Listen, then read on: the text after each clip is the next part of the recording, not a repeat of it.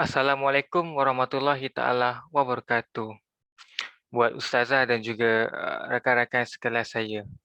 Hari ini kami daripada grup 7 yang diwakili oleh Azrin Ezham bin Azmi, Ahmad Adlin bin Adnan dan juga saya sendiri, Abdul Affaf Fahim bin Muhammad akan menerangkan mengenai pemantapan kesepaduan nasional Malaysia untuk subjek CTU 554.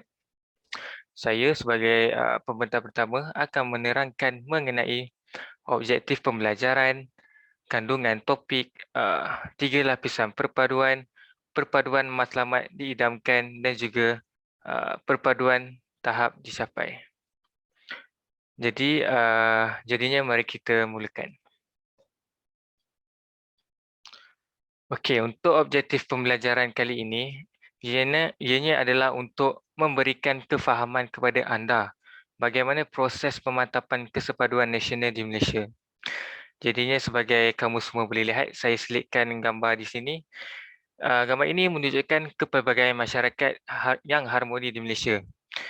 Kita ada pelbagai masyarakat dan juga culture sendiri, iaitu daripada Kadazan sendiri, Iban, daripada orang Cina, orang India dan juga Melayu. Okey, untuk seterusnya adalah kandungan topik. Untuk bahagian pertama, kita ada perpaduan matlamat diidamkan dan dia punya cabang adalah detik perpaduan, detik perbezaan. Untuk bahagian kedua pula, kita ada kesepaduan tahap dicapai dan cabang yang pertamanya adalah kesepaduan nasional.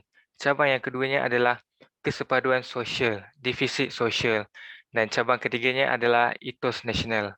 Dan yang terakhir sekali iaitu bahagian yang ketiga, kita ada penyatupaduan proses diusaha.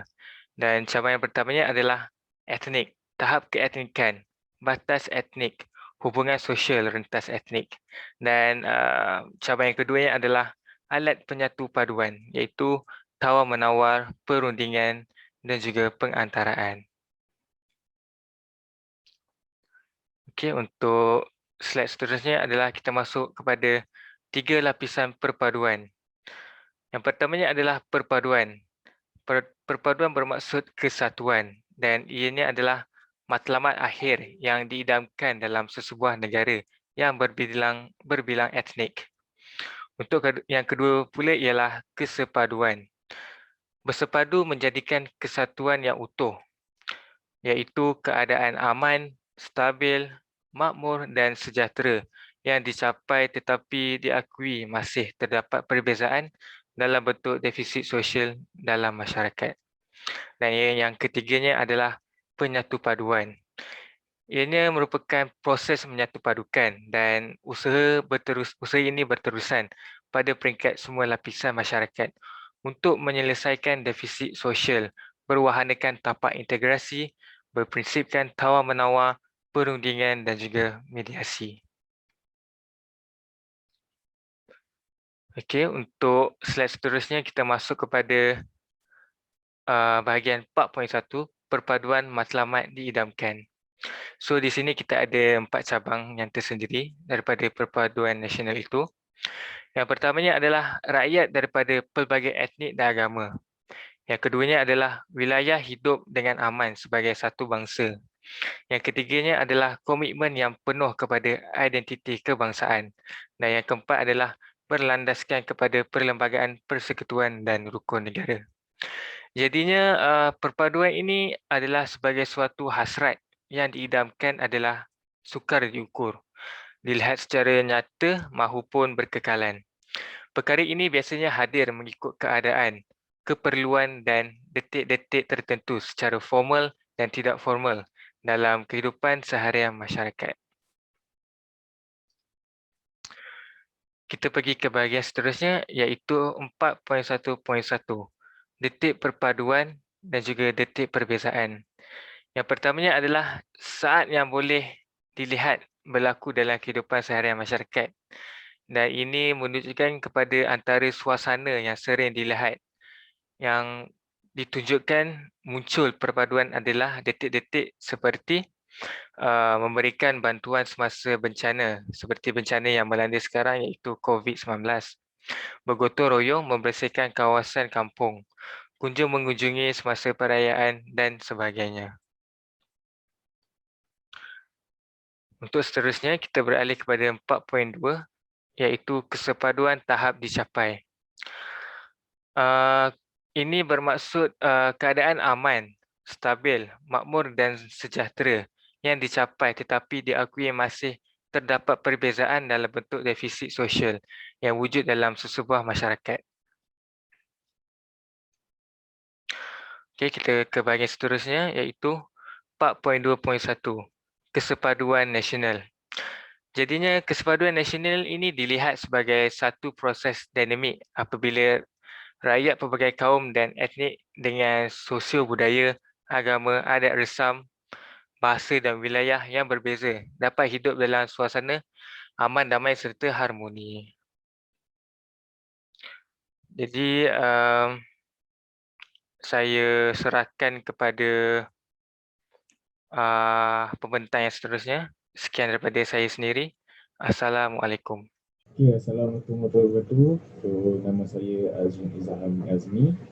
So, saya punya bahagian adalah untuk 4.2.2 iaitu kesepaduan sosial dan defisit sosial. So, kita pergi kepada masuk kesepaduan dahulu. So, kesepaduan ialah penyatuan dan darjah serta jenis penyatuan yang dipamerkan di sebuah masyarakat atau kumpulan dan jiran mereka. Untuk kesepaduan sosial pula, kesepaduan sosial boleh dipahami sebagai jalinan hubungan kerjasama antara kaum dan kelompok berkongsi aktiviti budaya dan pinjam-minjam unsur budaya masing-masing. So, kesepaduan sosial, kalau kita dapat lihat pada maksud dia ialah kerjasama antara kaum, contohnya seperti tak kira Cina, India serta Melayu saling tolong-menolong melakukan aktiviti-aktiviti bersama seperti bergotong royong, mengemas ataupun membersihkan kawasan perumahan mereka dan membuat aktiviti-aktiviti jamuan seperti makan-makan dan jamuan hari-hari raya ataupun hari-hari besar bagi setiap agama masing-masing, dan mereka membuat makan-makan serta mengundang bangsa-bangsa lain dan itu dapat mengumpul dan menjadikan sesebuah kesepaduan. So dengan ini terjadilah sebuah kesepaduan sosial di mana kesemua kelompok masyarakat berkumpul di sesuatu tempat dan berkongsi budaya mereka serta berkongsi cara mereka, dan itu akan memupuk satu semangat kemasyarakatan yang tinggi, kemasyarakatan yang tinggi. Okey, kemudian konsep. So konsep kesepaduan sosial. Sesuatu aktiviti yang membuatkan seluruh anggota masyarakat bersatu tanpa mengira warna kulit serta bangsa dan agama. So seperti saya tadi, aktiviti-aktiviti ini dapat membuatkan masyarakat lebih bersatu padu. Seperti contoh di dalam gambar ini, kita dapat lihat mereka melakukan senaman, iaitu aktiviti yang sangat bagus. Melakukan aktiviti tanpa mengira pangkat ataupun warna kulit. Seperti kita dapat lihat anggota-anggota bomba semuanya berkongsi momen yang indah ini bersama dan mengeratkan lagi hubungan rakyat jelata atau orang awam bersama dengan petugas-petugas pengamanan semua. So dan di gambar sebelah ni kita lihat dengan jelas kita dapat melihat pelbagai bangsa menyambut satu hari yang penting iaitu Hari Kemerdekaan, dan ini dapat membuatkan rakyat Malaysia lebih bersatu padu. Yang lagi penting adalah kita harus memupuk semangat bersatu padu di kalangan rakyat-rakyat kita bermula daripada umur yang masih muda. Daripada kecil lagi kita harus memupuk semangat persahabatan antara kaum-kaum lain. Jadi dengan ini mereka tidak kekok ataupun tidak merasa janggal bila bertemu dengan kaum-kaum lain, dan mereka boleh menyesuaikan diri dan masuk dengan persekitaran mereka yang mereka diami sekarang. So untuk yang slide seterusnya adalah defisit sosial. So bila kita masuk defisit sosial ni adalah Defisit ni lebih pada kekurangan.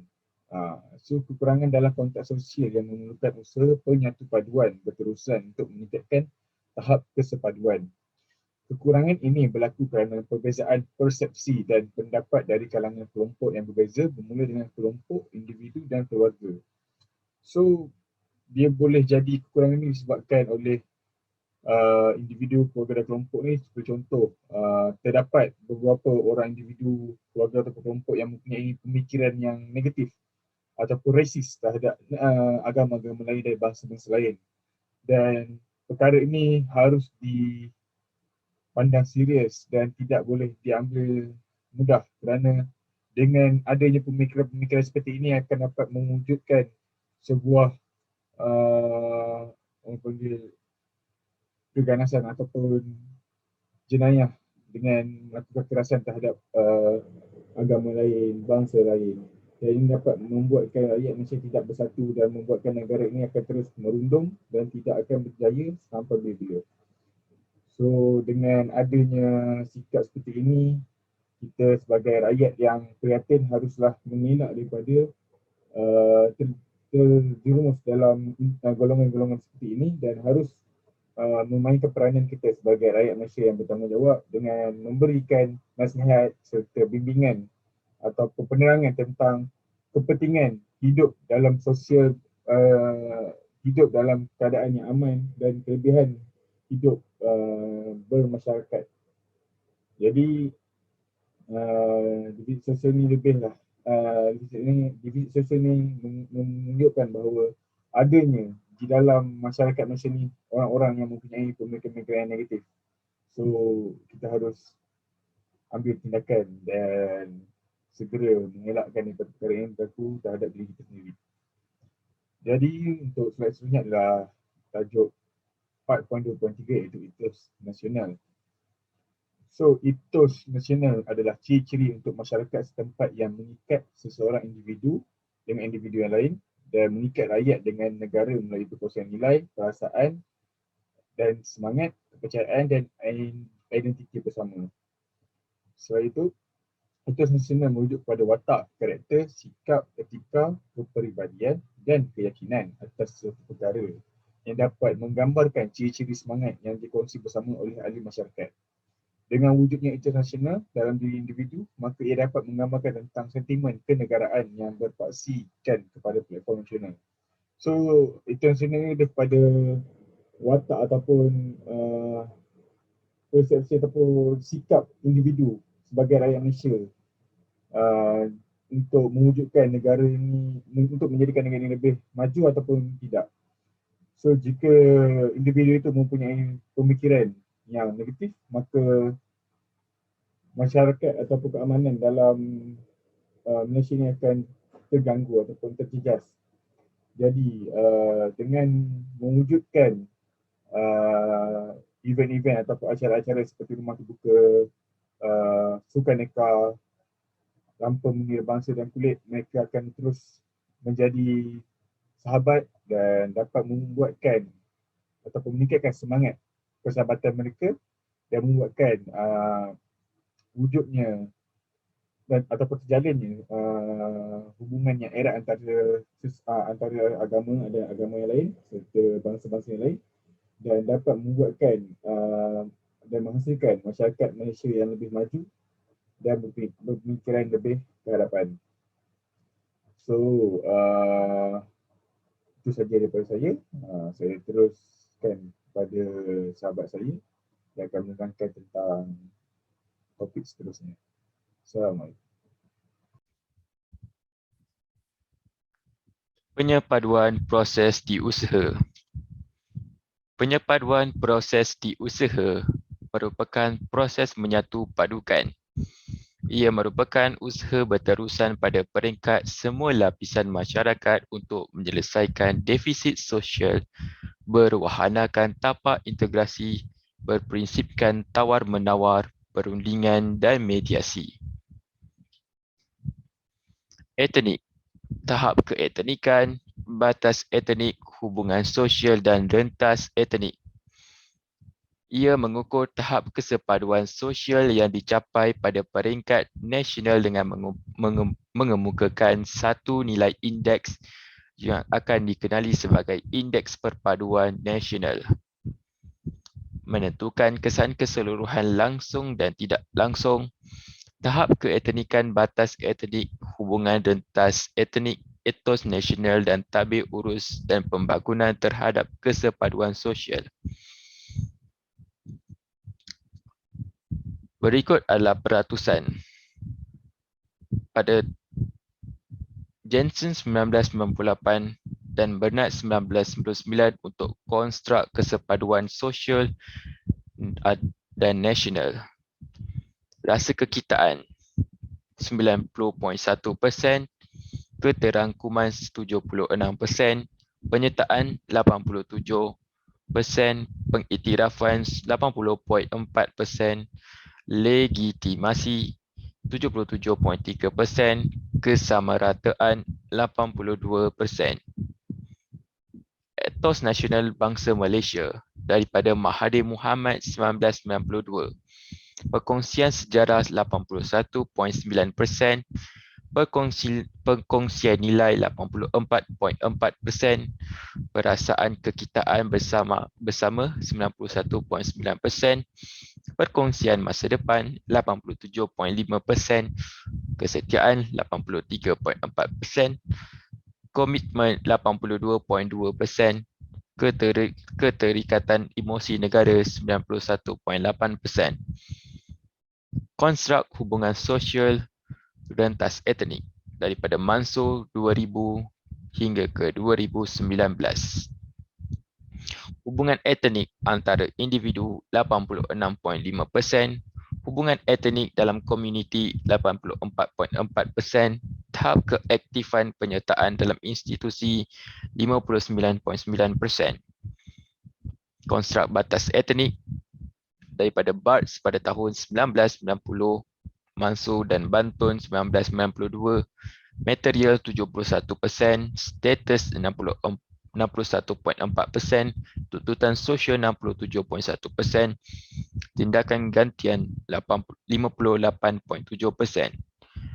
Dan konstruk tahap keetnikan daripada Furnival pada tahun 1948, Mansur pada tahun 2000, keetnikan 90.6%, kemodenan 75.8%, kestabilan 86.4%.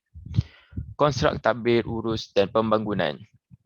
Ekonomi 55.7%, politik 66.9%, jenayah dan rasuah 65.2%, perkhidmatan awam 73.8%, kemudahan awam 63.8%, pengurusan masyarakat 69.9%.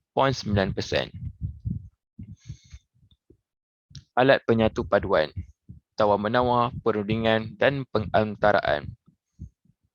Ia merupakan salah satu format dan usaha berterusan pada peringkat semua lapisan masyarakat, bertujuan untuk menyelesaikan defisit sosial, berpandukan tapak integrasi, berprinsipkan tawar-menawar, perundingan dan pengantaraan. Tapak integrasi. Tapak integrasi adalah kunci kesepaduan. Proses tapak integrasi berlaku melalui tindakan berikut: kesepaduan dari atas ke bawah, kesepaduan dari bawah ke atas, insuatif akar umbi. Kesepaduan dari atas ke bawah merupakan kawasan seperti contoh kawasan rukun tetangga yang berkelompok dan strategik yang telah wujud sejak tahun 1970. Untuk kesepaduan dari bawah ke atas, seperti peranan NGO sebagai pengagihan habuan pembangunan, NGO sebagai ejen pemantauan pelaksanaan program untuk kaum minoriti, dan insuatif akar umbi, contohnya pelaksanaan majlis perkahwinan yang berlangsung di seluruh negara. Peraturan pelaksanaan dibuat pada peringkat akar umbi tanpa campur tangan pemerintah. Kesimpulan. Setelah mempelajari topik ini, kita dapat membincangkan proses pemantapan kesepaduan sosial di Malaysia. Selain itu juga, kita akan dapat mengaplikasikan kesepaduan sosial dalam kalangan masyarakat Malaysia. Saranan saya, Kita hendaklah mengamalkan sikap perpaduan dalam kaum agar peristiwa seperti 13 Mei pada tahun 1969 tidak berulang kembali. Kita merupakan pelapis untuk membangunkan negara Malaysia pada masa akan datang. Oleh itu, bersama-sama kita mencapai matlamat tersebut demi masa depan negara. Sekian dari saya. Assalamualaikum.